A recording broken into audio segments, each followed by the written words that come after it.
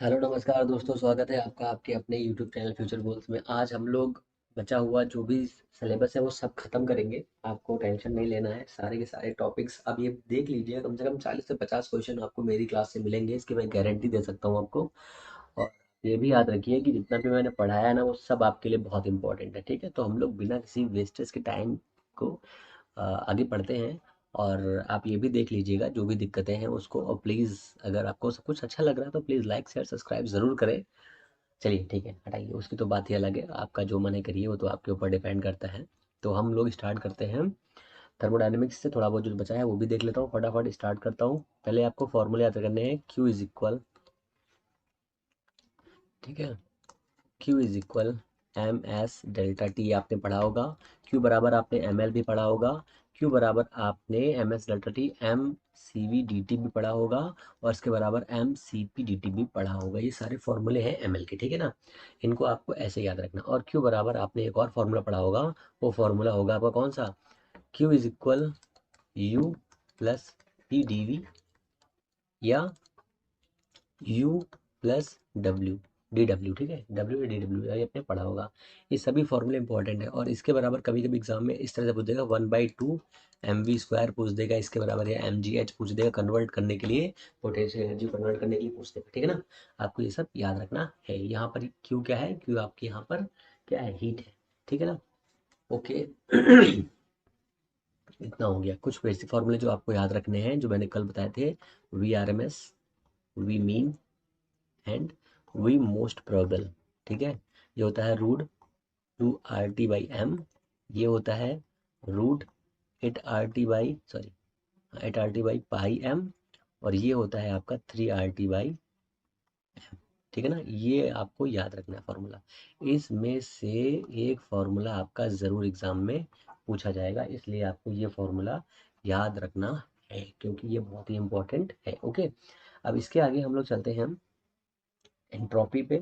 Entropy E is equal होता है, सारे फॉर्मूले एक लाइन समझते रहिए। एंट्रोपी इज इक्वल होता है D Q upon D T, ठीक है। अब इसी फॉर्मूले को कई फॉर्म में चेंज कर सकते हैं, जैसे M S delta T by T, T से टी कैंसिल, एम एस हो जाएगा यहाँ पर, ठीक है ना। या एम एल बाई टी। ये एंट्रोपी हो गई। यहाँ से एंट्रोपी आपके लिए बहुत इंपॉर्टेंट है, इसको याद रखना है। और इसको ये भी याद रखना है, ये कूलिंग के फॉर्म में काम आती है। कूलिंग सिस्टम जब होता है तब एंट्रोपी का यूज़ किया जाता है। एंट्रोपी का एक और फॉर्मूला है, वो भी देख लीजिए। डी ई इज इक्वल होता है म्यू आर लॉग V2/V1। एक ये भी फॉर्मूला एंट्रोपी के रूप में दिया हुआ है, ये भी याद रखिए। चलिए, एंट्रोपी की बात हो रही तो एंथैल्पी भी देख लेते साथ में। एंथैल्पी, एंथैल्पी, एंथैल्पी होता है आपका, एंथैल्पी ई एन लिख लेते हैं, U plus P D V, या ओनली वी, ये भी आपको याद रखना है। ओके, ये कुछ बेसिक फॉर्मूले हो गए। अब एंथैल्पी का हो गया, एम एल टी बाई हो गया। अब इसी के साइड में अब थोड़ा सा और आगे चलते हैं। इसी में जो जो जे ठीक है, जो इम्पोर्टेंट है, स्टीफेंस लॉ भी देख लीजिए। E proportional to T four होता है। और lambda T is equal proportional to, sorry एक second, lambda T proportional to 1/t होता है। ये वीन्स लॉ दिया हुआ है।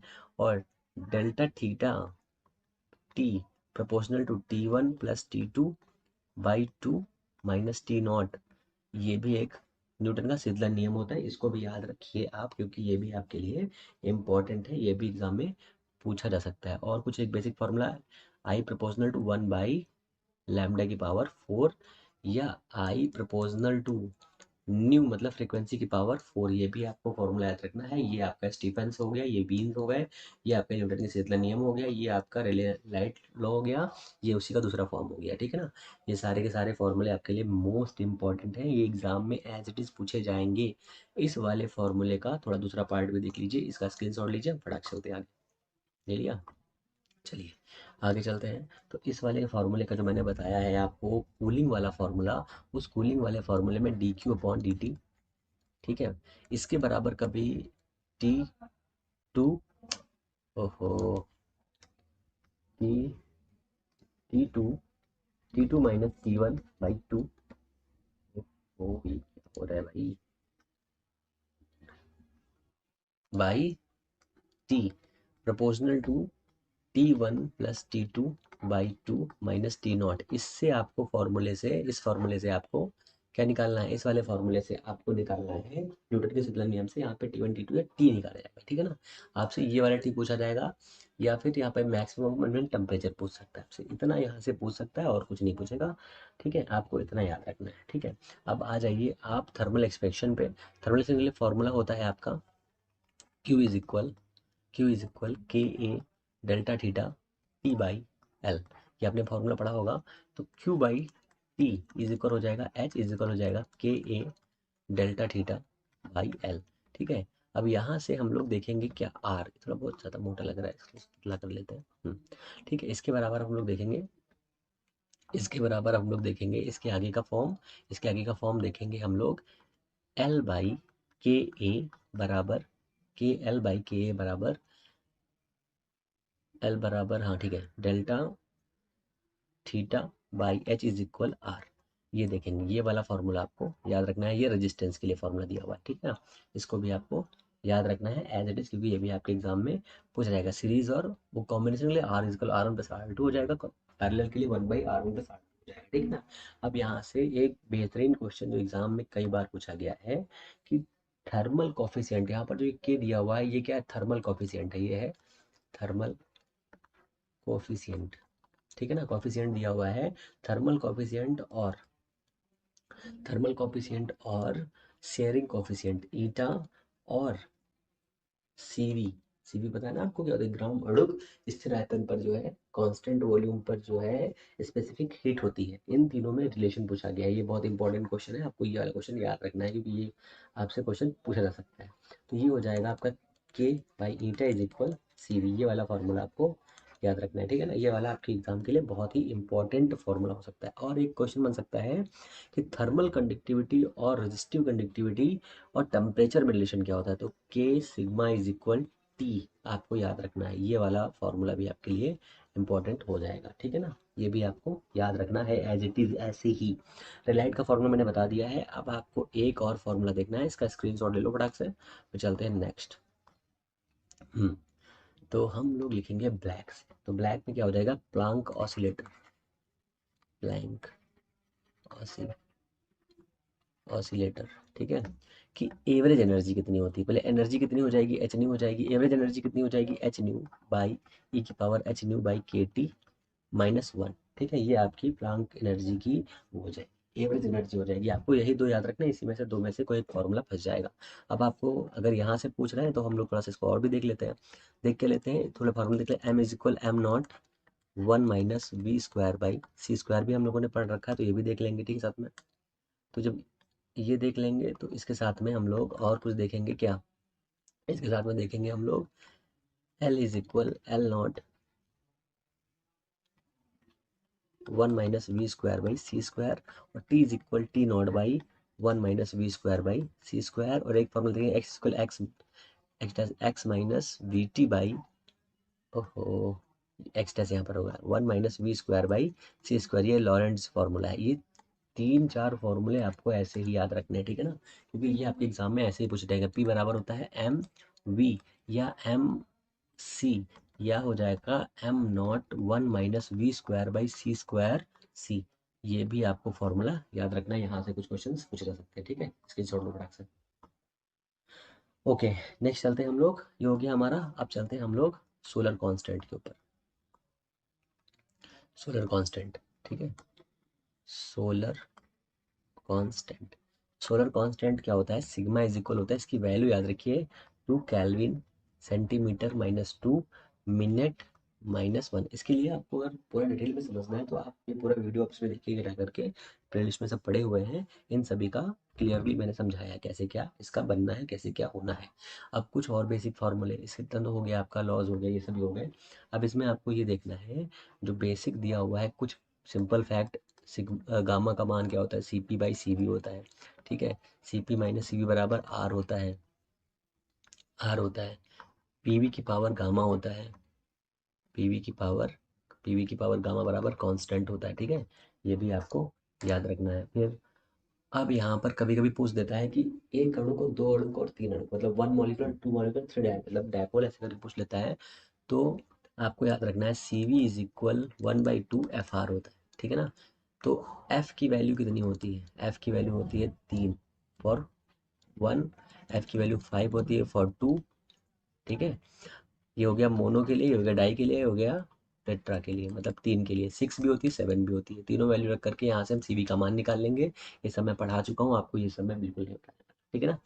तो ये सभी चीज़ें आपको क्लियर हो पहले से ही। यहाँ पर मान रख के सीवी का मान निकाल लेंगे। जैसे कि मैं एक बता दे रहा हूँ आपको, ये वाला मान जब यहाँ रखेंगे तो हो जाएगा सीवी इज इक्वल हो जाएगा 3/2 R, ठीक है। ये 1.5 R हो जाएगा। तो सीपी बराबर कितना हो जाएगा, सीवी प्लस सीपी, हाँ सॉरी आर, 1 सेकेंड। ये हो जाएगा हमारा कितना, ये हमारा हो जाएगा आर। तो इसको आर को जब ऐड करेंगे तो सीपी कितना हो जाएगा, 3 हो जाएगा, 5/2 R हो जाएगा। तो ये हमारा हो गया सीपी, और ये हो गया हमारा सीवी 3/2 R, ठीक है। अब सीपी बाई सीवी बराबर क्या होता है गामा। इसको क्रॉस करेंगे तो कितना हो जाएगा, 5/3 आ जाएगा। आर से आर कैंसिल हो जाएगा। अब इसकी एक ही वैल्यू हो जाएगी, ये वाली वैल्यू अगर हम उठा के यहाँ पे रखेंगे तो पीवी की पावर 5/3 इज इक्वल कॉन्स्टेंट किसके लिए, ये किसके लिए कांस्टेंट हो जाएगा, और मोनो डाइमोटिक के लिए, ठीक है ना, मोनो के लिए इतना हो जाएगा। ये आपको याद रखना है, ऐसे ही करके यहाँ से क्वेश्चन बनेगा, आपको ये भी याद रखना। चलिए इतनी बात हो रही है तो एक और देख लीजिए। एक फार्मूला होता है समतापी, मतलब आइसोथर्मल, और हाँ एडायमेटिक के लिए, एडायमेटिक के लिए जो वक्र दिए होते हैं वो क्या होते हैं, मतलब जो कर्व दिए होते हैं वो कैसे बनते हैं। Delta P by D delta V by V की पावर माइनस गामा, ये भी एक इंपॉर्टेंट फार्मूला है जो आपके लिए इंपॉर्टेंट हो जाएगा, ठीक है ना। इससे भी कई क्वेश्चन पूछे जा सकते हैं, ठीक है। ये भी आप स्क्रीन शॉट लीजिए, फिर आगे चलते हैं। ओके, ओके, इतना हो गया। अब चलिए थोड़ा सा जो आपके लिए इंपॉर्टेंट आगे का है, वो कुछ फॉर्मूले और हैं जो बेसिक से हैं, देख लीजिए। एक formula R is equal 1+2/f, ये भी याद रखिए आप, ये फॉर्मूला आपके लिए इंपॉर्टेंट है, ठीक है ना। ये फॉर्मूला हो गया। अब दूसरा फॉर्मूला क्या है, D you is equal 1/2 CV, ये भी याद रखना है। सॉरी, ये क्या बता दिया मैंने, ये क्या मैंने बता दिया, ठीक है ना। कल मैंने बताया था आपको beta is equal 10 log I0/I, ये मैंने आपको बताया था इंटेंसिटी के लिए। ये भी फॉर्मूला आपके लिए इंपॉर्टेंट है, इससे भी कई बार क्वेश्चन पूछे गए, ठीक है ना। ये इतना हो गया। अब जूल थॉमसन इफेक्ट पे आ जाइए। जूल थॉमसन इफेक्ट पे, जूल थॉमसन इफेक्ट का फॉर्मूला याद रखना है, du/dt at constant press temperature is directly equal to du by dp at constant temperature is equal to 0। ये वाला आपका क्वेश्चन याद रखना है। इस वाले क्वेश्चन से कई क्वेश्चन कई बार बने हैं, ठीक है ना। यहाँ से आपको सिर्फ और सिर्फ इतने ही क्वेश्चन याद रखने हैं जो आपके लिए इंपॉर्टेंट है, ओके। अब इसमें आगे हम लोग चलेंगे कुछ और, जैसे कॉर्नॉट साइकिल। कॉर्नॉट साइकिल से पहले बताया, कुछ और बताना है। पहले कॉर्नॉट साइकिल देख लीजिए, क्योंकि वो भी इंपॉर्टेंट टॉपिक है, वहाँ से क्वेश्चन जरूर जरूर आएगा। तो कॉर्नॉट, इसमें क्या होता है, दो समतापी और दो ऋतु संपर्क होते हैं, ये भी आपको याद रखना है, ठीक है। तो डायबिटिक होते हैं। अब इस यहाँ से फॉर्मूला बनेगा ईटा इज इक्वल 1 - T कोल्ड/T हॉट, या यहाँ से ये भी कह सकते हैं कि ईटा इज इक्वल 1 - T2/T1, ये भी कर सकते हैं। पर यहाँ पर आपको मैंने ये फॉर्मूला इसलिए बताया है क्योंकि आप इस फॉर्मूले को याद रखेंगे, क्योंकि यहाँ से बच्चे कन्फ्यूजन हो जाते हैं कि हॉट ऊपर रखना है कोल्ड नीचे रखना है, ऐसे करके आपको ये याद रखना है, ठीक है। अब परफॉर्मेंस कॉफिशिएंट भी याद रखना है। परफॉर्मेंस कॉफिशिएंट होता है, performance coefficient beta is equal to 1/T hot/T cold-1, ये वाला भी याद रखना है। ये क्या है आपका परफॉर्मेंस कॉफिशिएंट, परफॉर्मेंस कोफिशिएंट, ठीक है ना। ये क्या है, इफिशियंसी, इफिशियंसी, ठीक है ना। ये आपको याद रखना है, ओके। इतना क्लियर हो गया। अब यहाँ पर आपको इन इसका और इसका एक रिलेशन भी याद रखना है। तो इसका रिलेशन क्या हो जाएगा, beta into eta is equal 1 - ईटा। आपको ये रिलेशन याद रखना है। इस रिलेशन को अगर कंबाइन करेंगे तो ऐसे बनेगा, बीटा इज इक्वल 1 - ईटा/ईटा। ये जितने भी मैं क्वेश्चन आपको फॉर्मूला बता रहा हूँ, सारे के सारे प्रीवियस ईयर के क्वेश्चन हैं, सारे के सारे एग्जाम में पूछे गए हैं, ठीक है। ये भी याद रखिए। अब कुछ बेसिक से क्वेश्चन बताता हूँ मैं आपको जो आपके लिए इंपॉर्टेंट होने वाले हैं, ठीक है ना। चलिए आगे चलते हैं। तो पहले आप देख लीजिए कुछ टीपीएस देख लीजिए। एक हो गया टीपीएस, टीपीएस हो गया। एक हो गया वीएसपी, वीएसपी, ठीक है ना। इसमें क्या है, ये डी लगा दीजिए, यहाँ डी लगा दीजिए, डिवाइड कर दीजिए, यहाँ पर ऐसे कर दीजिए, यहाँ पर ऐसे कर दीजिए, बराबर ये कर दीजिए, ये कर दीजिए और ये कर दीजिए। ये क्वेश्चन आपको याद रखनी है। ये किसकी क्वेश्चन है? मैक्सवेल की क्वेश्चन है, ठीक है। TPS VPS VSP, TPS VSP, ये वाला कांस्टेंट आपका हो जाएगा और ये वाली आपकी क्वेश्चन हो जाएगी यहाँ डिवाइड करके, ठीक है। ये याद करने का तरीका बेटा मेरे लाभ, ठीक है ना। गिब्स एनर्जी में आ जाइए। गिब्स एनर्जी होती है VDP minus S D T, minus S D T. ये क्या है? गिब्स है। गिब्स का भी पूछा नहीं गया है तो हो सकता है पूछ लिया जाए आपसे, ठीक है ना। तो गिब्स वाला हो जाएगा। गिब्स के लिए हो जाएगा पी टी वी और एस वी टी, ठीक है ना। तो ये हो गया आपका डी, डी इज इक्वल है ना, बढ़िया तरीका डी, ठीक है ना। ये भी आपको याद रखना है। ये आपके एग्जाम में ये सारे के सारे क्वेश्चन जितने बता रहा हूँ सब आपके एग्जाम में पूछे गए हैं, एज इट इज ऐसे ही, मतलब छप चुके हैं बिल्कुल। ये समझ लीजिए ये छपे हुए क्वेश्चन की सीरीज है जो मैं आपको सिर्फ शॉर्ट फॉर्म में याद दिला रहा हूँ, जब आपके एग्जाम के बाहर आपको कैसे करना है, ठीक है ना। अब आ जाइए mean free path value. Mean free path lambda is equal, दो फॉर्म बताता हूँ मैं आपको बढ़िया तरीके से। पहला 1/η बराबर N K T by P N pi R square, pi N से एन कैंसिल हो जाएगा और ये बचेगा K T by P pi R square. ये एक फॉर्मूला याद रखिए पहले तो आप। यहाँ से लैम्डा का प्रोपोर्शनल याद रखिए, लैम्डा प्रोपोर्शनल टू 1/p, यहाँ से क्वेश्चन बनेगा, ठीक है। यहाँ से क्वेश्चन बन सकता है, ठीक है। दूसरा फॉर्म है lambda proportional to lambda square 1/√2 pi D square N, यहाँ से भी एक क्वेश्चन बन सकता है, ठीक है। तो ये भी आपको याद रखना है। अब एक और एनर्जी का फॉर्मूला याद रखिए, एनर्जी इज इक्वल 3/2 के टी, ठीक है। एनर्जी का फॉर्मूला ये वाला है, ये भी आप याद रखिए।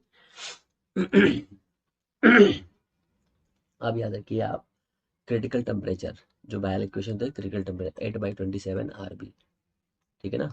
आप क्रिटिकल टेम्परेचर याद है तो क्रिटिकल प्रेशर भी याद कर लीजिए, A/27, सॉरी 9/27 RB स्क्वायर। अब क्रिटिकल टेम्परेचर याद कर लिया है तो कुछ और थोड़ा सा क्रिटिकल वॉल्यूम याद रखिए, 3 NB हो जाएगा, ठीक है ना। अब जब इतना याद कर लिया तो थोड़ा सा इनवर्स टेम्परेचर भी देख लिया, 2A/RB हो जाएगा, ठीक है। और अगर आप इतने इतना याद ही कर लिया है तो हीटिंग और कूलिंग का भी फॉर्मूला याद कर लीजिए साथ में। तो हीटिंग और कूलिंग के लिए फॉर्मूला हो जाएगा जूल थॉम्सन का, हीटिंग, ओहो, हीट के लिए हो जाएगा आपका, जब टी इनवर्स जो है बड़ा होगा 2A/RB से, और कूल के लिए ये हो जाएगा हीटिंग के लिए। अब कूल के लिए क्या हो जाएगा, टी छोटा होगा 2A/RB से। ये सभी फॉर्मूले एग्जाम में पूछे गए हैं, ठीक है ना। अब एनर्जी आउट के लिए जूल थॉम्सन इफेक्ट देख लीजिए, ये क्लासियस का फॉर्मूला है dQ/dt। एक ये हो जाएगा, ओहो ज़ीरो, ये हो जाएगा आपका ज़ीरो, ठीक है।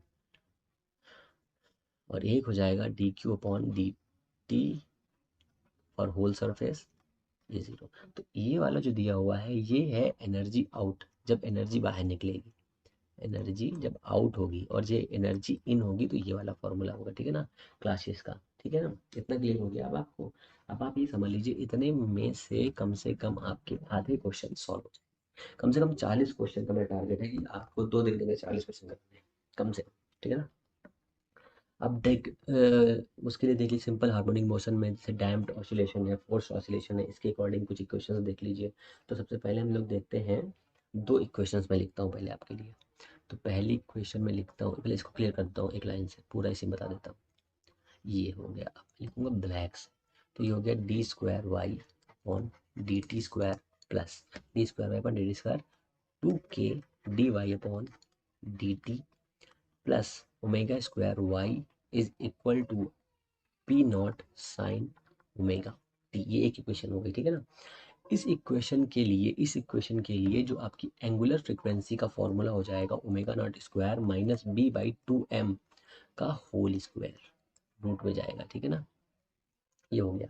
अब इसके लिए आपका एम्पलीट्यूड कितना हो जाएगा, तो इसके लिए आपका एम्पलीट्यूड हो जाएगा B/2m, B/2m इसका एम्पलीट्यूड हो जाएगा, ठीक है ना। एम्पलीट्यूड इतना हो जाएगा। अब दूसरी इक्वेशन पे आ जाइए। दूसरी इक्वेशन है md², एक सेकेंड दूसरी पे ले लेता हूँ, यहाँ ये लेता हूँ, ठीक है। M D square Y upon D T square, M D square Y upon D T square, या यहाँ पर हम एक्स भी ले सकते थे, ऐसी कोई बहुत बड़ी तोप की बात नहीं है। D T D Y upon D T plus K X is equal 0। अब इसके लिए जो हमारा ओमेगा हो जाएगा, ओमेगा इज इक्वल हो जाएगा K by M minus R by 2m का होल स्क्वायर, ठीक है ना। ये वाला आपका ओमेगा हो जाएगा। यहाँ से दो चीज़ आपको याद रखनी है। अब आप ये भी याद रखिए, जब भी कोई टाइम ऑसिलेशन होगा, कोई भी टाइम ऑसिलेशन होगा ऐसे ऐसे करके, ठीक है, वो धीरे धीरे करके कम हो जाएगा, तो समय के साथ में उसकी गति क्या हो जाएगी, कम हो जाएगी, और उसका ऑसिलेशन कम हो जाएगा। एक एम्पलीट्यूड का फॉर्मूला भी आपको याद रखना है। एम्पलीट्यूड का फॉर्मूला ए इज इक्वल ए ई की पावर माइनस के टी होता है।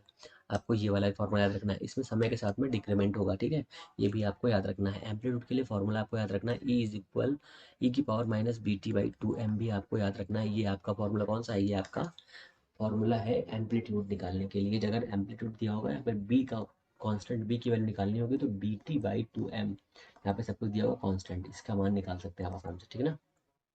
चलिए आगे चलते हैं। ओके, इतना हो गया आपका। अब चलिए आइए, इसमें ये फोर्स्ड हो गए, ये एक्सेलरेशन हो गया, ये हो गया, ठीक है, ओके। बाकी तो मैंने आपको बता ही दिया था। अब आ जाइए इंटरफेरेंस में।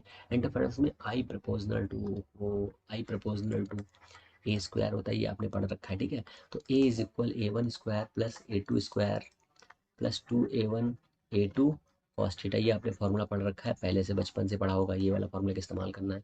तो आई मैक्सिमम कितना हो जाएगा भाई, आई मिनिमम कितना हो जाएगा, तो आई मैक्सिमम हो जाएगा a1 plus a2 by a1 minus a2 का होल स्क्वायर। ये आपको याद रखना है, यहाँ से क्वेश्चन बन सकता है। और दूसरा क्वेश्चन यहाँ से क्या बन सकता है, तो फ्रिंज का बनेगा लैम्डा डी बाई डी, यहाँ से क्वेश्चन बन सकता है, ठीक है। फ्रिंज के लिए अगर पूछेगा तो यहाँ से क्वेश्चन बन सकता है। अब इस वाले चैप्टर से यहाँ से इतने ही क्वेश्चन बन सकते हैं, और एक और यहाँ से क्वेश्चन बन सकता है जो आपकी फ्रिक्वेंसी के लिए दिया होगा, और आपकी क्या कहते हैं उसको, जब फ्रिंज बनेगी ना ऐसे करके, जब यहाँ पर सोर्स लगा होगा, यहाँ से एक लाइट होगी, यहाँ से दो लाइट कर दी जाएंगी, एक सेकेंड,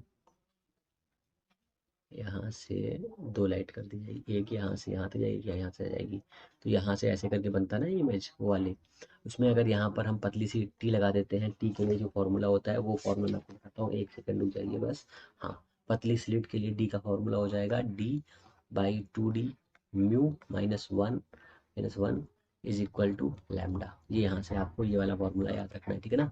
ये कुछ फॉर्मूले ऐसे हैं जो आपको याद रखने ही रखने हैं, ठीक है ना। चलिए नेक्स्ट, चलिए इतना हो गया भैया, आगे चलिए। अब आप आ जाइए सीधे सीधे डॉपलर इफेक्ट में। डॉपलर इफेक्ट में आपको दो फॉर्मूले याद रखने हैं। डॉपलर इफेक्ट, डॉपलर इफेक्ट, ठीक है। एक याद रखना है, N dash is equal V minus V zero by V minus V S, और एक एन, ठीक है। ये फॉर्मूला याद रखना है। यहाँ पर एन आपकी रियल फ्रिक्वेंसी है, वी नॉट आपकी ऑब्जेक्ट की है, और वी एस सोर्स की फ्रिक्वेंसी है। ये फ्रिक्वेंसी तब काम करेगी जब दोनों सोर्स, एक इधर जा रहा हो और उसके पीछे सोर्स जा रहा हो। मतलब ये सोर्स है, मान लीजिए ये सोर्स है, और ये है ऑब्जेक्ट, ऑब्जेक्ट आगे, सॉरी सोर्स आगे है, ऑब्जेक्ट पीछे, पीछे दोनों ऐसे जा रहे हैं इस तरह से। अब यहाँ प्लस माइनस आपको खेल करना है अपने हिसाब से, जैसे कि अगर ये इधर जाएगा तो माइनस कर देना, इधर जाएगा तो प्लस कर देना, इस हिसाब से आपको यहाँ पर काम करना है, ठीक है ना। Delta lambda by lambda is equal B by C, ये आपका है लाइट वाला, ठीक है। लाइट में जो इंटरफेरेंस होगा उसकी वजह से, मतलब इंटरफेरेंस में जो लाइट में डॉपलर इफेक्ट होगा वो इसकी वजह से हो जाएगा। आपको ये भी याद रखना है कि जो लाइट में इंटरफेरेंस होता है, लाइट में जो डॉपलर इफेक्ट होता है, और जो परावर्तन की जो ध्वनि होती है 17.2 किलोमीटर के आसपास की दूरी को वहां से रखा जाता है। अब इसमें सिर्फ आपको इतना ही पढ़ना है, इसके आगे इसमें से आपको नहीं पढ़ना है। अब आपको ये देखना है कि आपको बेसिक फॉर्मूले कौन से बन रहे हैं, जैसे कि एक N minus one R one minus one by R two, ये वाला फॉर्मूला आपको याद रखना है, ठीक है ना। इस वाले फॉर्मूले से आपका क्वेश्चन बनेगा, ठीक है। इस वाले फॉर्मूले से आपका क्वेश्चन बन सकता है, हालांकि उम्मीद कम है यहाँ से, ठीक है ना। अब ये हो गया फॉर्मूला। अब आपका जो क्वेश्चन बनेगा वो है ये, one by F is equal one by F one minus one by F two, one by F one plus one by F two minus D by F one F two. अब यहाँ से दो question बन सकते हैं, यहाँ से दो क्वेश्चन बन सकते हैं। पहला क्वेश्चन,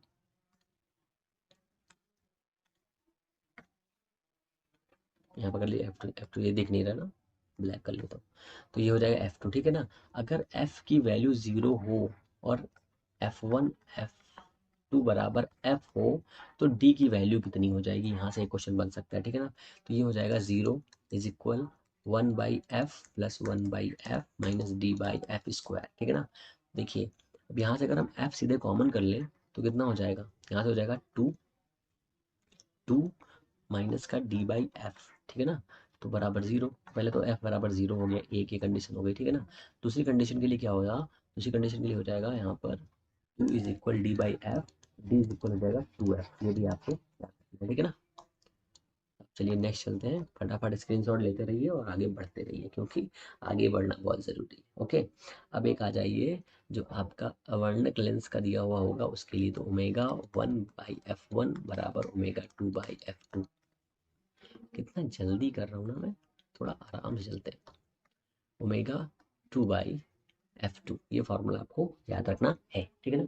इसको अगर हम थोड़ा सा कन्वर्ट कर दे तो हो जाएगा ω1/f1 माइनस का ω2/f2, ये तो होगा ना, यहाँ पर सॉरी माइनस होगा, ये प्लस हो जाएगा, बराबर 0। तो ω1/f2 प्लस ω2/f1 बराबर 0, ठीक है ना।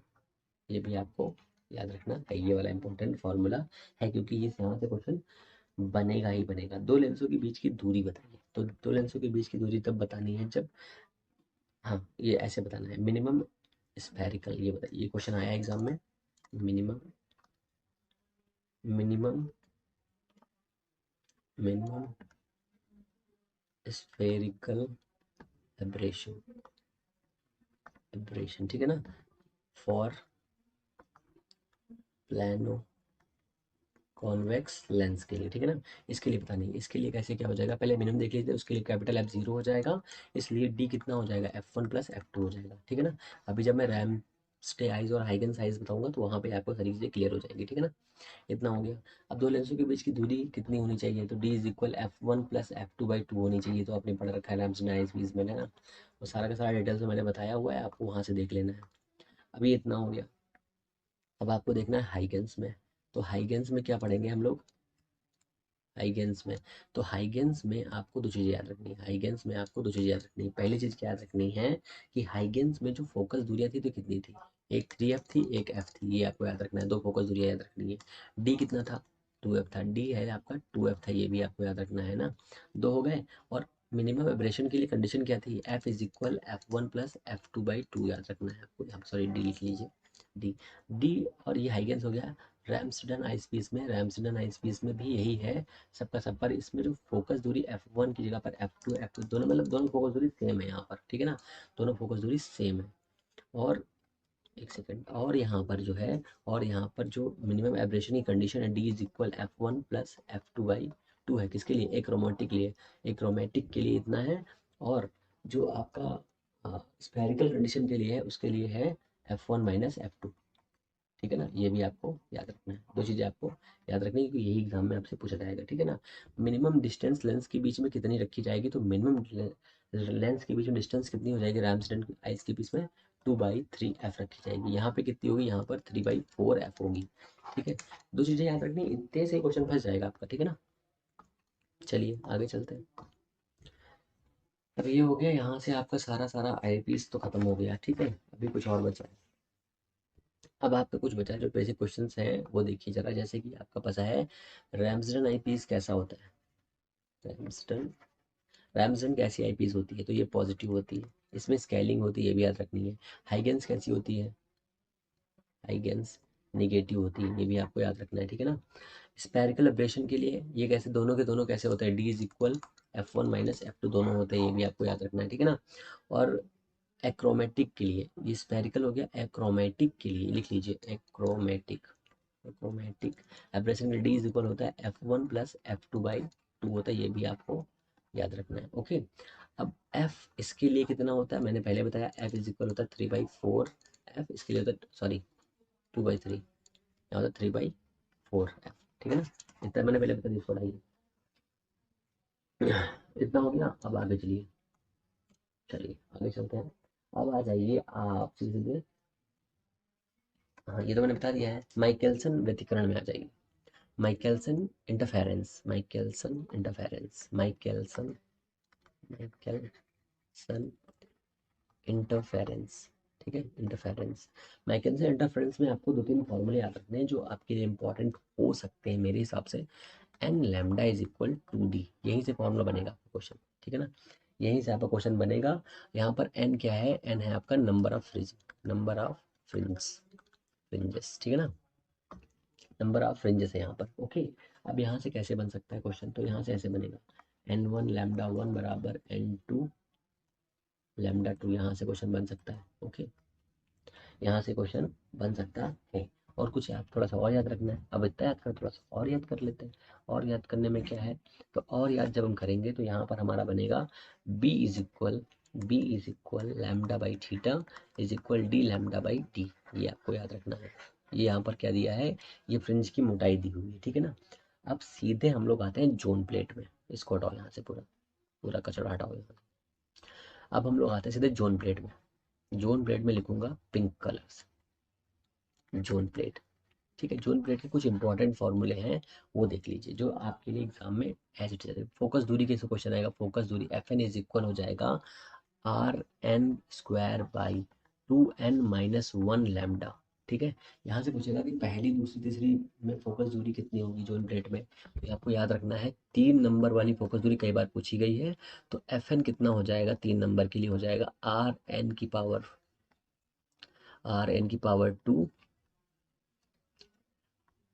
By 5 lambda. ये वाला फॉर्मूला कई बार पूछा गया एग्जाम में, तो ये वाला फॉर्मूला आपको याद रखना है। 7वें के लिए पूछा गया है, तो F7 is equal R N square by 5 6, हाँ चौथे नंबर के लिए पूछा गया, 7 है, हो जाएगा 7 लैम्डा। तो ये वाला भी फॉर्मूला पूछा गया है ना। कुछ फॉर्मूले आपको एग्जाम्पल के तरीके से याद रखने। एक फॉर्मूला और याद रखिए, n1 lambda one is equal A sine theta बराबर n2 लैम्डा टू बराबर ए टू साइन थीटा। ये भी फॉर्मूला आपको याद रखना है, ये भी आपके एग्जाम में कई बार पूछा गया है और कई बार एग्जाम में आ चुका है, ठीक है ना।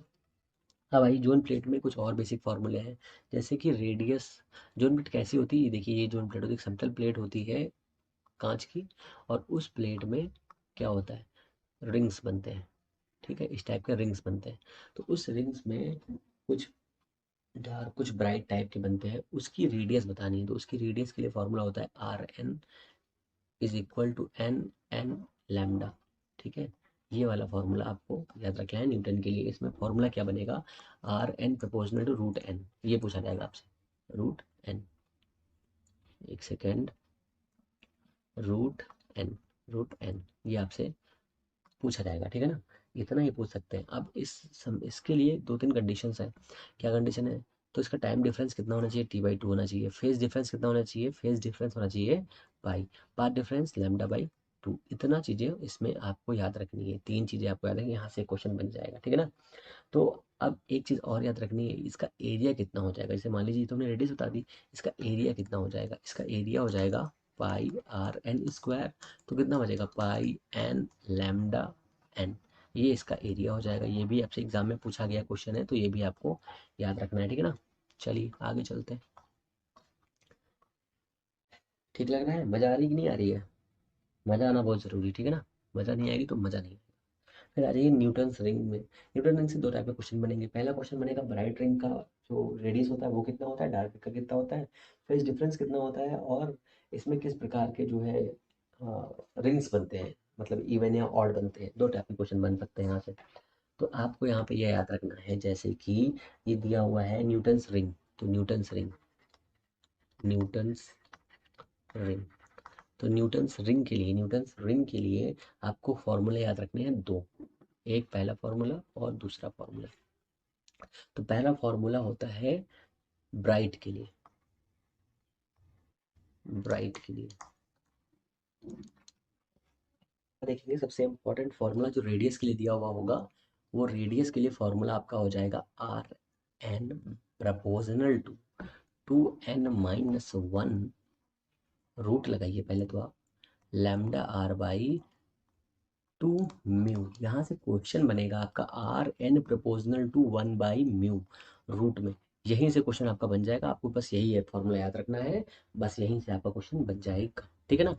न्यूटन रिंग्स जो बनती हैं तो उसके लिए पाथ डिफरेंस कितना होना चाहिए, तो पाथ डिफरेंस होना चाहिए λ/2। ये भी आपको याद रखना है क्योंकि यहाँ से भी क्वेश्चन बन जाएगा आपका। ओके, कुछ और चीज़ें जैसे वाले डार्क के लिए क्या बनेगा, तो डार्क के लिए आपका बनेगा, डार्क के लिए भी फॉर्मूला बनेगा, डार्क के लिए RN proportional to √4n λr। तो ये भी आपको याद रखना है, दो फॉर्मूले ही आपको याद रखने हैं। ब्राइट में जो आपके रिंग्स बनेंगी, जो रिंग्स बनेंगी वो ऑड नंबर की होंगी, ऑड नंबर की होंगी, ये भी आपको याद रखना है। इसमें इवन नंबर की रिंग्स प्राप्त होंगी हमको, ठीक है ना। तो ये कुछ बेसिक फॉर्मूले हैं जो आपके लिए बहुत इंपॉर्टेंट है और जो आपके एग्जाम में एज इट इज पूछे जा सकते हैं।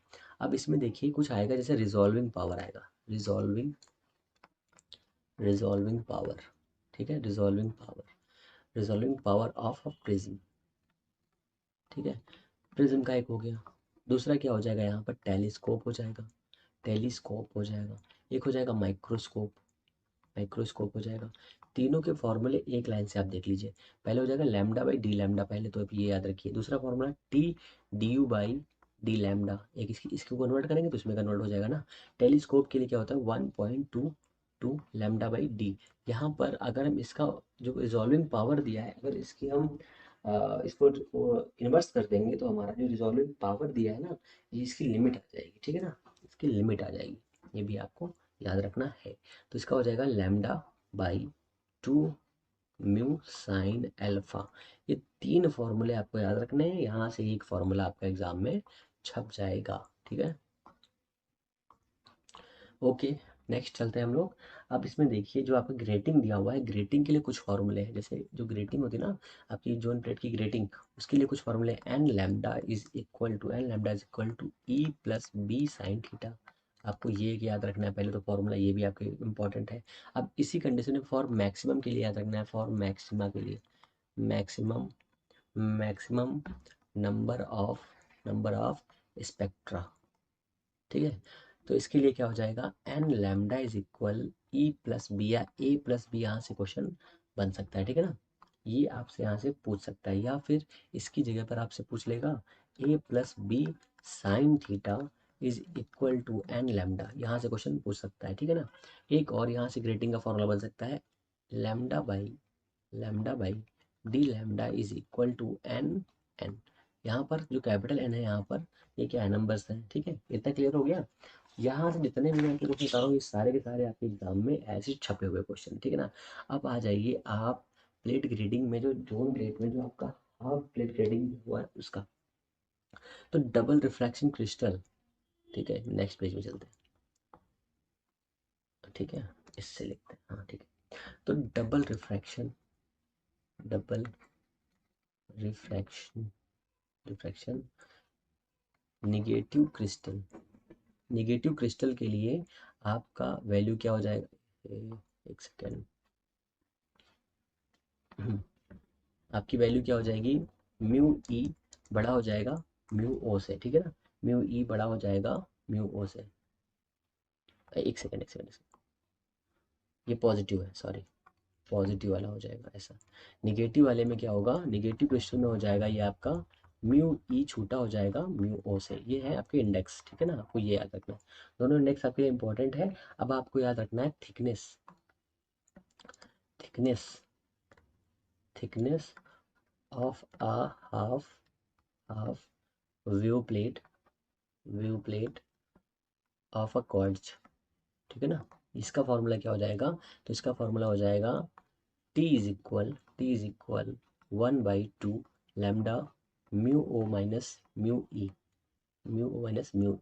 तो ये वाला फॉर्मूला आपको याद रखना है, ठीक है ना, यहाँ से पूछ सकता है। अब thickness of a quartz quarter quarter wave के लिए कितना हो जाएगा, T = हो जाएगा 1/4 lambda mu not minus mu ई।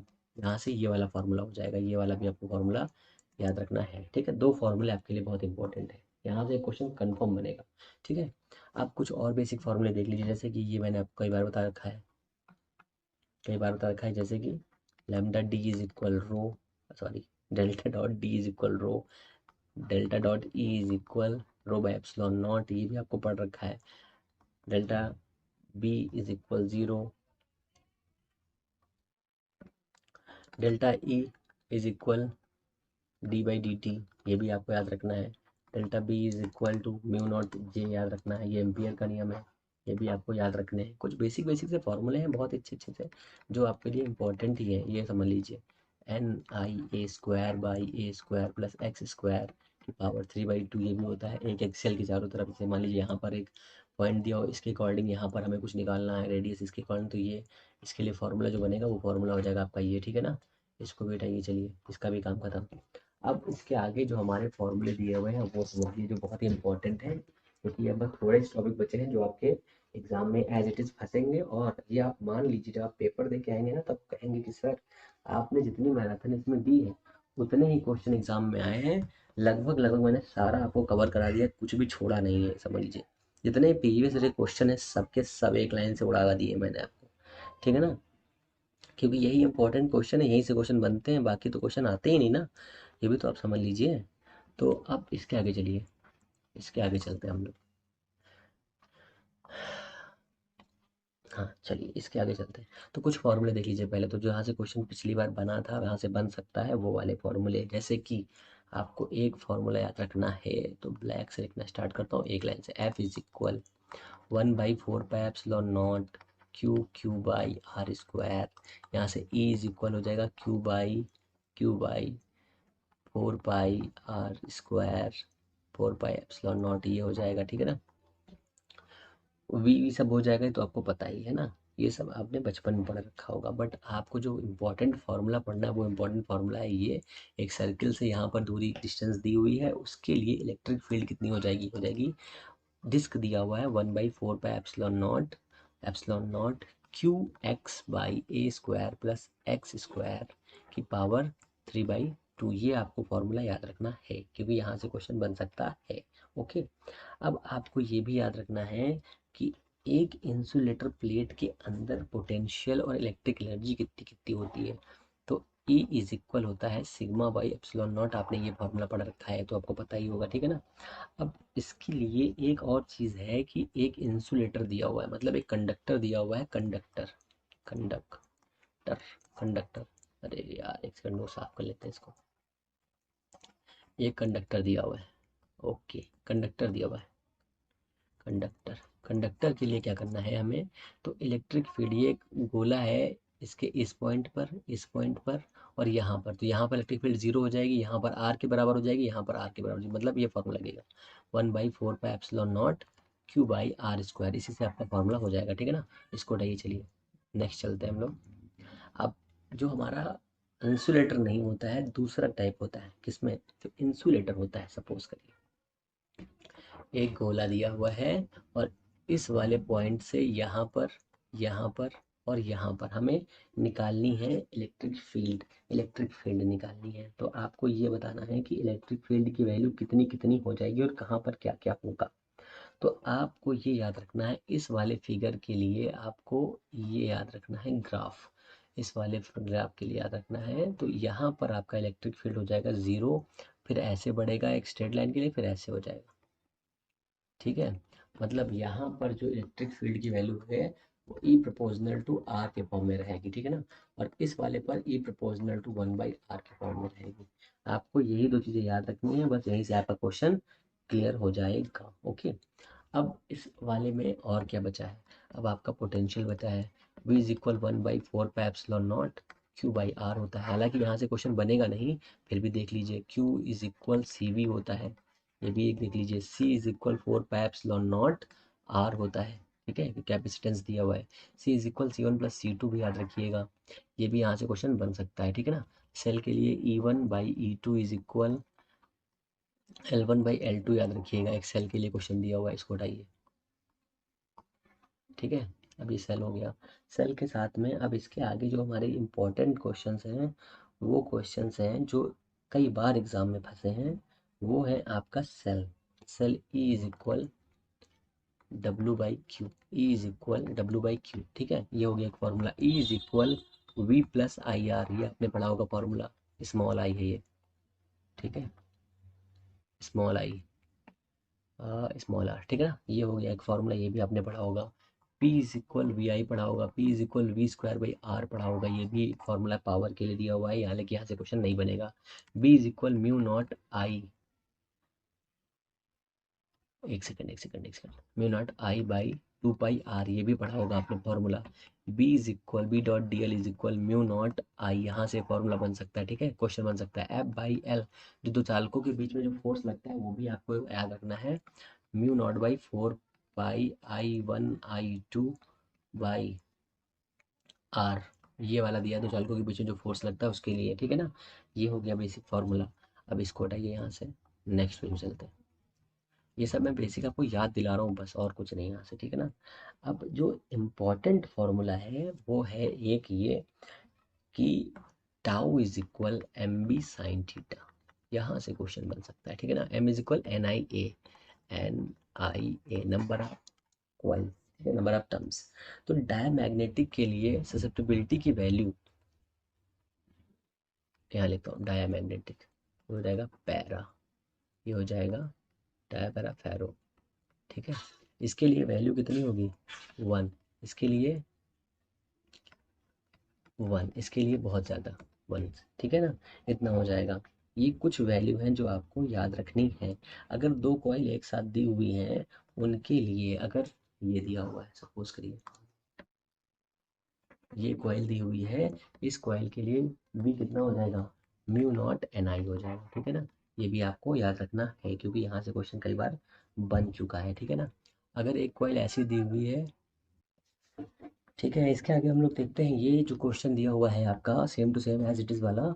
इसके लिए आपकी जो मैग्नेटिक फील्ड है वो कितनी हो जाएगी, बी इज इक्वल हो जाएगी mu not an I A square by 2a² plus x² की पावर 3/2, जैसे कि मैं पहले बता चुका हूँ आपको, okay.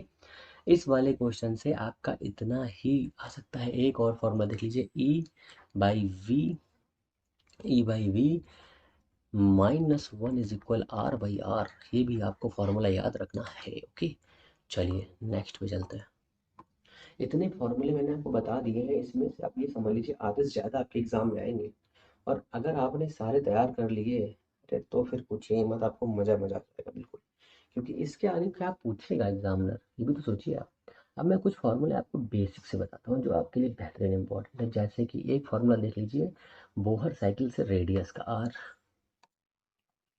Are is equal 0.529 n² by z, ये रेडियस हो गया आपको।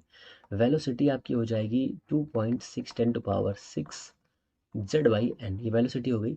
एनर्जी हो जाएगी आपकी 13.6 नेगेटिव की क्या हो जाएगी n², सॉरी z²/n²। ये तीन फॉर्मूले आपको याद रखने हैं। अब आपको करंट भी याद रखनी है, 1/n³ होता है, ये भी आप याद रखिए, करंट की वैल्यू भी पूछ सकते हैं यहाँ से।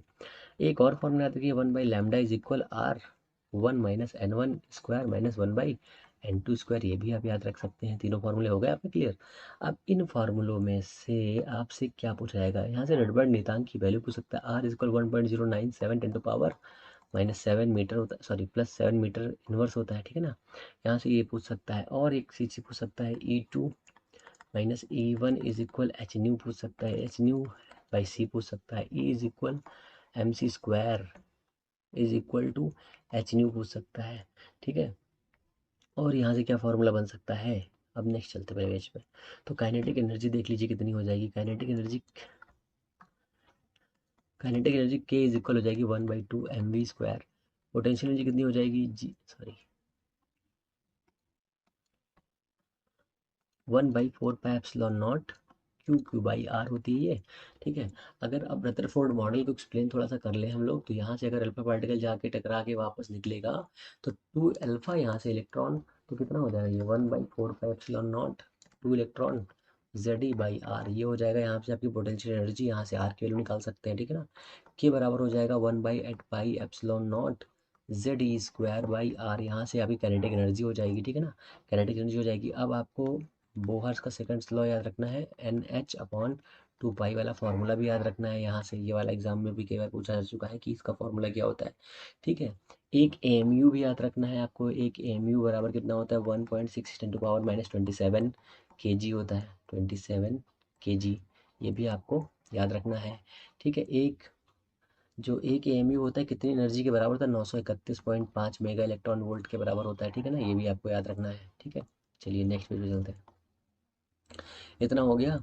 अब इसमें आपका बचा क्या है, ये हो गया आपका, इतनी एनर्जी हो गई। अभी आपकी वो बचा है थोड़ा सा, एक एक इक्वेशन हो चाहिए, 1/2 आइंस्टीन इक्वेशन जी, V square is equal H nu minus H nu naught. ये आपने शायद याद हो आपको। तो ये है आपकी आइंस्टीन इक्वेशन, ठीक है ना, फोटोइलेक्ट्रिक इफेक्ट की है इक्वेशन है ना। इसमें आपकी यहाँ पर क्या है, ये थ्रेशोल्ड जो है फ्रीक्वेंसी है, थ्रेशोल्ड फ्रीक्वेंसी है, ठीक है ना। और डब्ल्यू इक्वल होता है एच न्यू। यहाँ पर एच न्यू क्या है, ये आपका है वर्क फंक्शन, वर्क फंक्शन, ठीक है। यहाँ से क्वेश्चन हालांकि बन नहीं सकता, फिर भी आप देख लीजिए जरा, कोई दिक्कत नहीं, क्योंकि जब हम लोग पढ़ ही रहे हैं तो उससे थोड़ा सा पढ़ लेते, क्या दिक्कत है ना। अब मैं पहले आपको थोड़ा सा वो ख़त्म करा देता हूँ, तब उसके आगे हम लोग लेज़र मेज़र पढ़ते हैं। ऑप्टिक्स में वो इंपॉर्टेंट है, वहाँ से 2 क्वेश्चन बनेंगे, इसलिए पहले आप ये अल्फ़ा बीटा वाला देख लीजिए। तो आई ई इज इक्वल होता है आई बी प्लस आई सी, ये एक फार्मूला आप याद रखिए पहले तो। कुछ बीटा का, बीटा इज इक्वल होता है अल्फा वन माइनस अल्फा, ये भी एक फार्मूला याद रखिए, ठीक है।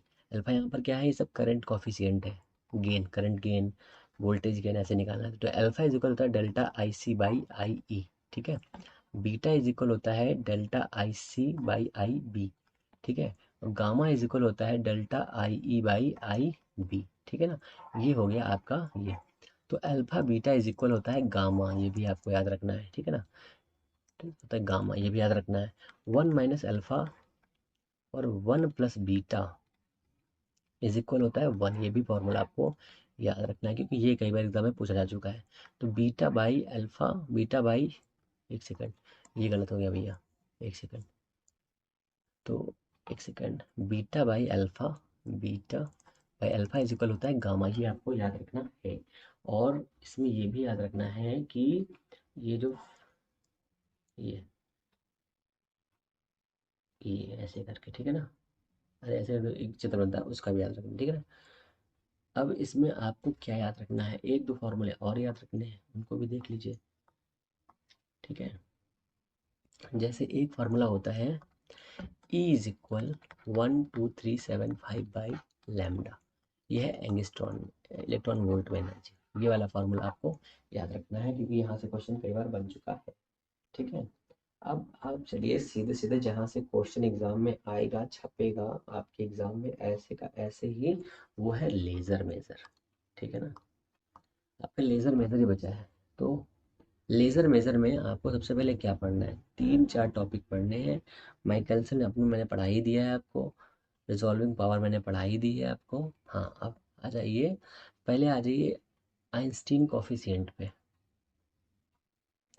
आइंस्टीन कॉफिशिएंट क्या होता है, वो होता है H pi, 8 pi H nu cube by C cube, ये हो गया आपका कॉफिशिएंट, ठीक है ना। इनका रेशियो इतना होता है, ये इतना रेशियो पूछते हैं। और फॉर्मूला क्या होता है, ये फॉर्मूला होता है 8 pi H nu cube by C cube, bracket में 1/e⁻h⁻⁻⁰ ठीक है ना। ये आपसे एग्जाम में पूछा जा सकता है। तो लेज़र में कुछ क्वालिटी होती है, जैसे मैं आपको कुछ बताऊंगा और लिखता जाऊंगा, ठीक है। तो लेज़र में पहले लेज़र होता कैसा है, मोनोक्रोमेटिक होता है, मोनोक्रोमेटिक होता है, ठीक है ना, मोनोक्रोमेटिक होता है। दूसरा क्या होता है कि एक दिशी होता है, वन डायरेक्शनल होता है, ये भी आपको याद रखना है, ठीक है ना। दूसरा क्या है, ये हाई इंटेंसिटी का होता है, हाई इंटेंसिटी होती है इसकी, इंटेंसिटी इसकी हाई होती है। फिर और क्या होता है, सबसे इम्पोर्टेंट है कोहेरेंट होता है। इसमें एक वर्ड आपको याद रखना है लेज़र में, स्टिमुलेशन, लेज़र में आपको याद रखना है स्टिम्यूलेशन, ये आपको वर्ड याद रखना है। इस वर्ड का ही आधे क्वेश्चन अगर टिक कर दोगे तो आधे सही हो जाएंगे, ठीक है ना। फिर इसमें एक और क्या होती है कि मेटा स्टेबल स्टेट पाई जाती है, मेटा स्टेबल स्टेट पाई जाती है, वो मिडिल में होती है, ठीक है, ऐसे करके यहाँ स्टेज पे, ये हायर लोअर मिडिल स्टेज पे होती है, ठीक है ना। स्टिमुलेशन इमेशन होता है, टेम्पोरल कोहेरेंस पाया जाता है, और स्पेशियल भी होता है, ठीक है ना, इमेशन होता है, ओके। अब ये हो गया आपका लाइट इमेशन। तो ये हो गया आपका। अब आ जाइए गैस लेज़र में, गैस लेज़र। तो गैस लेज़र जो आपका दिया हुआ है, गैस लेज़र, गैस लेज़र में कुछ चीज़ें याद रखनी है, हीलियम और नियॉन, हीलियम नियॉन का रेशियो 10:1 याद रखना है। ये हीलियम इसको देगा, ये एनर्जी प्रोवाइडर होगा, यही इनको देगा, और ये इसी के पास में सारी एनर्जी होगी, हीलियम के हाइड्रोजन के पास में होगा, ठीक है। ये इसमें कौन सी पंपिंग होती है तो ये भी याद रखना है, इसमें इलेक्ट्रॉन पंपिंग होती है, इलेक्ट्रॉन पंपिंग होती है इसमें, ठीक है, इलेक्ट्रॉन पंपिंग होती है, ठीक है। और इसी से पॉपुलेशन इन्वर्जन इन्वर्जन प्राप्त किया जाता है, ठीक है, ये भी आपको पता है। हीटिंग, हाँ, हीलियम एटम जो है एनर्जी प्रोवाइडर है, एनर्जी एनर्जी प्रोवाइडर है, ये भी आपको याद रखना है, एनर्जी प्रोवाइडर, ओके। अब इसमें ये भी याद रखना है कि इसके कुछ बेसिक से फॉर्मूले हैं, जैसे कि पहला फॉर्मूला क्या है, पहला फॉर्मूला है कि lambda by D is equal theta, जो एंगुलर स्प्रेड होता है ना उसका, वो इतना होता है, इसी के बराबर आप रखते हैं C F D by theta is equal, ये भी कर सकते हैं, ठीक है ना, ये इतना हो गया। फिर इसमें जो लेज़र कोहेरेंट लेंथ होती है, लेज़र की कोहेरेंट लेंथ होती है L is equal lambda square by delta lambda होती है, ये भी आपको याद रखना है क्योंकि यहाँ से भी क्वेश्चन कई बार पूछा गया है, ठीक है। अब आ जाइए रूबी लेज़र में, रूबी लेज़र, तो रूबी लेज़र,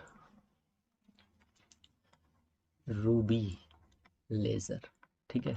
रूबी लेज़र क्या क्या है ये सुन लीजिए जरा, इसमें देखिए रूबी लेज़र क्रिस्टल का होता है, रूबी क्रिस्टल का होता है, और इसमें इसकी कलर कैसा होता है, पिंक होता है। ये पल्स लेज़र होता है, ये कैसा लेज़र होता है, ये पल्स लेज़र होता है, ये इंपॉर्टेंट चीज़ है, इसको लिख लीजिए आप, पल्स लेज़र होता है। और इसमें ये कौन कौन से लाइट को एब्जॉर्ब कर लेता है, येलो, येलो, मैं येलो से ना पूछा, येलो, येलो लाइट को ऑब्जर्व कर लेता है, और ग्रीन को ऑब्जर्व कर लेता है, और अल्ट्रा वायलेट रेज को ये ऑब्जर्व कर लेता है। इमिट कौन सा करता है, इमिट करता है ये, इमिट करता है आपका ये red and blue, red and blue ये इमिट करता है, ओके। हाई पावर पंपिंग होता है ये हाई पावर पंपिंग करता है, ठीक है। इसकी वेवलेंथ कितनी होती है, इसकी वेवलेंथ होती है 6373, 6943 एंगस्ट्रॉन की इसकी वेवलेंथ होती है, ये भी आपको याद रखना है, ठीक है ना। इसमें क्रोमियम कितना होता है, इसमें क्रोमियम 0.05% होता है, ठीक है ना, ये भी आपको याद रखना है, ओके। अब इसमें मेरे हिसाब से जो आपका पूरा का पूरा सिलेबस लगभग लगभग मैंने कवर कर दिया है। कुछ बेसिक फार्मूले तो आपको याद ही होंगे, जैसे ये आपने आपने पढ़ रखा होगा, A plus B is equal Y, A B is equal Y, A is equal Y, ये सभी है, ये और है, ये एंड है, ये नॉट है, ये भी आपने पढ़ रखा होगा, इनको बताने की कोई ज़रूरत नहीं है। बाकी आपके एग्ज़ाम के लिए बेस्ट ऑफ लक, क्योंकि क्या बताया जाए, मैंने अपनी तरफ से पूरी पूरी कोशिश कर दी, जितने इतने शॉर्ट टाइम में मैंने आपको ये चीज़ें प्रोवाइड करी हैं। अभी ये आपको वीडियो मिल जाएगा समथिंग, तो आप इसको बस थोड़ा सा पढ़ लीजिए, तीनों चीज़ देखिए, कम से कम 30 से 40 नंबर आपका इसी से, जितना मैंने फार्मूले बताया उसमें से 30 से 40 क्वेश्चन आपके फंस जाएंगे। आपको बिल्कुल परेशान नहीं होना है, बस स्माइल करते रहना है, क्योंकि स्माइल बड़ी चीज़ है, ठीक है ना, स्माइल करते रहना है। और क्या करना है, हमारे चैनल को सब्सक्राइब करना है, ठीक है, शेयर भी कर देना है, लाइक भी कर देना है, अगर पसंद ना आए तो काट के कमेंट भी कर देना है, कमेंट करिए कि आपकी क्लास बिल्कुल कद्दू है, ठीक है ना, कद्दू क्लास, ये लिख भी दीजिएगा, आपकी क्लास कद्दू क्लास, कद्दू क्लास, ठीक है। ओके, फिर मिलते हैं नेक्स्ट वीडियो में, तब तक के लिए नमस्कार।